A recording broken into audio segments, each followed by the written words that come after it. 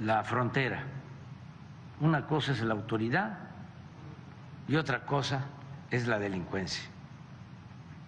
Cuando ya no hay frontera, como sucedía antes, es caos. La entrevista.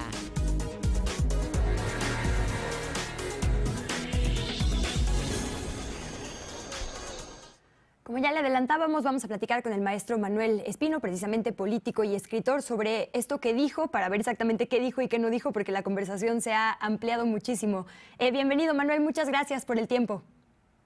Con mucho gusto, Luisa. Buenas tardes y saludos a tu auditorio. Ya vimos lo que el presidente dijo respecto de la posibilidad de establecer un diálogo con grupos que se dedican a actividades ilícitas. También en esa rueda de prensa en la mañana, él hizo un comentario respecto de mí, haciendo énfasis en que hay una relación amistosa, de confianza, y este afán de fustigar al gobierno y a un servidor, pues no es nada extraño, viene de quienes se declaran adversarios o enemigos tanto del presidente como de su gobierno. Y lo que yo comenté en el foro de Seguridad y Justicia en la sede del Senado el día de ayer fue una anécdota, compartí que derivado de experiencias que yo había tenido dentro y fuera del país años atrás, yo consideré que podía no desestimarse la posibilidad de establecer un vínculo y un acuerdo con algunos grupos delictivos que estén dispuestos a regresar a la legalidad mediante un proceso de justicia transicional, que estén dispuestos a cooperar con el resarcimiento de daños que han causado, que estén dispuestos a ya no corromper funcionarios a cambio de impunidad, a ya no darle dinero a alcaldes, a gobernadores, a dirigentes o a jefes policíacos, porque eso solamente mantiene el fenómeno de inseguridad como lo tenemos hasta hoy en línea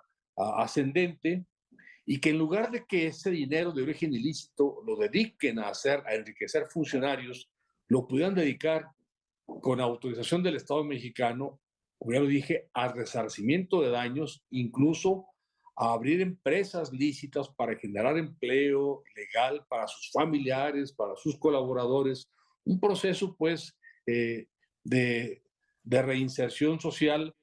Manuel, ¿me permite un segundito? Antes de ahondar en la propuesta en sí, que por supuesto lo haremos si usted me lo permite, quisiera regresar un pasito antes de obviar esto que usted decía, ¿no? Evidentemente, como dirigente partidista y bueno, como comisionado del Servicio de Protección Federal, algo tiene de información, algo habrá vivido, ¿no? Y nos decía usted, prefiero que lo que se está haciendo de facto en algunos municipios, en algunos estados y algunas veces se ha hecho en la Federación, se haga de esta manera que usted propone, abiertamente. Y es curioso porque justo funcionarios vinculados a esos gobiernos que incluso están bajo la mira hasta en Estados Unidos por estos vínculos, se escandalicen como si no fuera algo que a voces se dice en este país. Cuéntenos de este diagnóstico. ¿De facto ya hay estos vínculos con el crimen? Sí, es de sobra conocido, es de sobra sabido, es de sobra demostrado. ¿En qué porcentaje, digamos, de la República? No sabría qué porcentaje. El día de ayer, por ejemplo, un general del Ejército, en ese mismo foro en el Senado, daba a conocer que, si mal no recuerdo, que en más de 200 municipios, que abarcan aproximadamente el 30% del territorio nacional, son municipios que están en gran medida controlados por el crimen organizado. Y obviamente en esa relación perniciosa de gobiernos con delincuentes, pues hay diálogo de por medio. Lo que yo sugería hace más de un año era que ese diálogo perverso, dañino, se convirtiera en un diálogo que abriera la posibilidad de la reinserción social de quienes realizan actividades delictivas. La propuesta no prosperó, no tuvo eco. Incluso yo también comenté ayer en el Senado que lo que yo le había comentado al secretario de Gobernación, se lo compartí hacia finales de noviembre, casi un año, a la Secretaría Nacional de Seguridad Pública, y también lo desechó. ella fue hasta vehemente. No es ese el camino. Incluso en su comparecencia ante el Senado también lo dije, fustigó esa posibilidad. Yo hasta lo sentí como alusión personal, que apenas unos días antes yo se lo había comentado. Entonces la propuesta no prosperó y hasta ahí llegó. O sea, ayer lo comenté como una anécdota, como algo que ya había pasado.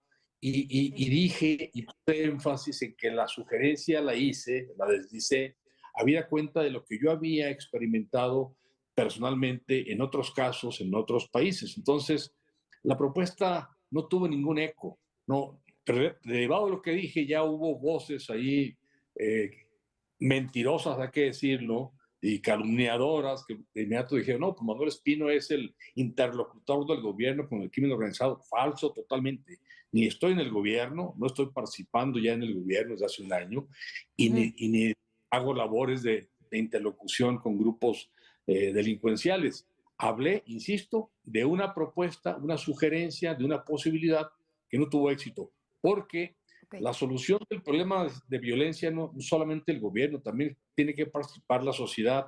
Y yo le sugerí desde la sociedad civil al gobierno o a un secretario de gobierno que consideran la posibilidad de lo que ya mencioné, con la más alta y recta intención. Manuel, entendiendo, digamos, que entonces no es una propuesta que esté vigente ni que se esté considerando actualmente, como bien nos reitera usted, en el gobierno federal, yo quisiera insistir en la parte anterior, porque como usted mejor que yo sabe, rara vez alguien entra a la política y sale, ¿no? Normalmente más bien se siguen moviendo a diferentes cargos, ¿no? Entre cámaras o a gubernaturas, cambian de partido y demás. Y entonces cuando usted dice que es algo que ha sucedido en municipios, en gobiernos, ¿no? Estatales y federales, pues preocupa un montón, porque esas mismas piezas pasan al Senado, bueno, algunas se van del país, pero otras no. Entonces, este diagnóstico creo que sí es algo que debería ser parte de la discusión pública. Cuando usted dice sí se ha discutido con el narco, o bueno, con el crimen organizado, entendiendo su parte ilegal como el narco, porque hay una parte que también, ¿no? Pueden ser mercados lícitos, pero donde hay crimen organizado. ¿Quiénes son estas personas o qué ha pasado en esas ocasiones? Porque imagino que no fue para pacificar al país o habría sucedido, fue para beneficio personal. Por supuesto. A ver, voy a poner dos ejemplos nada más. A ver.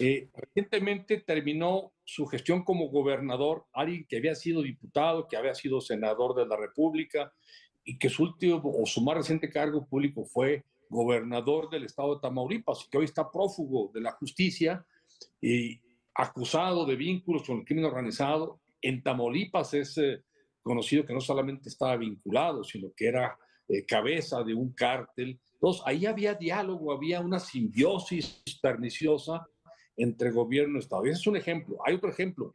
En el sexenio de Felipe Calderón, el secretario nacional de Seguridad Pública no solamente dialogaba con criminales, los protegía, les brindaba impunidad a cambio de beneficios personales. Hoy el exsecretario nacional de Seguridad Pública del gobierno de Felipe Calderón está preso en Estados Unidos por participar en la delincuencia organizada. Y como ese hay muchos ejemplos.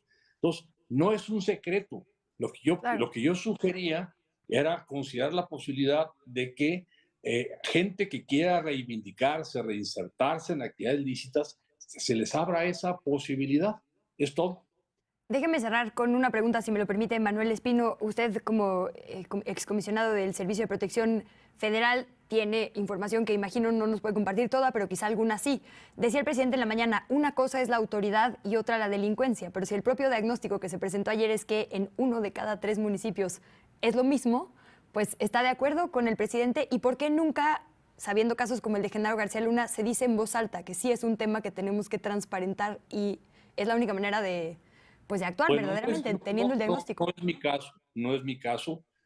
Quienes no quieran ventilar o visibilizar estos fenómenos o estos hechos en nuestro país, pues es muy respetable su decisión. Yo en tiempo de la presidencia de Felipe Calderón le llegué a decir al presidente que fuera de México, en varios países, yo había encontrado o había escuchado de parte de altos dignatarios de esos gobiernos nacionales quejas respecto de Genaro García Luna, de sus supuestos vínculos con el crimen organizado. Pero él le tenía mucha confianza, él lo tenía, ignoraba las versiones que procedían de otros países. ¿Por qué? Pues eso lo tendría que contestar él. Ahora, yo cuando estuve en el Servicio de Protección Federal, pues me di cuenta del intento que hay de grupos criminales de infiltrar a las instituciones de seguridad pública en el país. En el Centro de Control de Confianza del Servicio de Protección Federal detectamos personas integrantes de diversos grupos criminales que pretendían ingresar como policías del Servicio de Protección Federal. O sea, eso es para infiltrar a las instituciones, sin duda, para tener además licencias de portación de armas, tener acceso a información. Y eso que detectamos, bueno, yo lo llegué a poner a disposición de funcionarios del Centro Nacional de Inteligencia, porque considero que era mi deber no solamente rechazar a esas personas que pretendían ingresar a la corporación y archivar sus expedientes, sino poner esa información a disposición de la institución de inteligencia del Estado mexicano. Pues le agradezco mucho, Manuel Espino, por estos minutos. Si nos permite, mantenemos la conversación. La inseguridad y seguridad son temas recurrentes en nuestra agenda. Un abrazo y muchas gracias. Gracias, muy amable. Buenas tardes. Buenas tardes, son las 2 de la tarde con 29 minutos. Ahí está lo que nos comparte Manuel Espino. Nos dice, efectivamente fue una propuesta que yo hice, que no prosperó y que no está vigente, pero el diagnóstico no es solo mío. Incluso otros ponentes de este mismo foro hablaban de que 1/3 de los gobiernos en nuestro país estarían infiltrados por el crimen.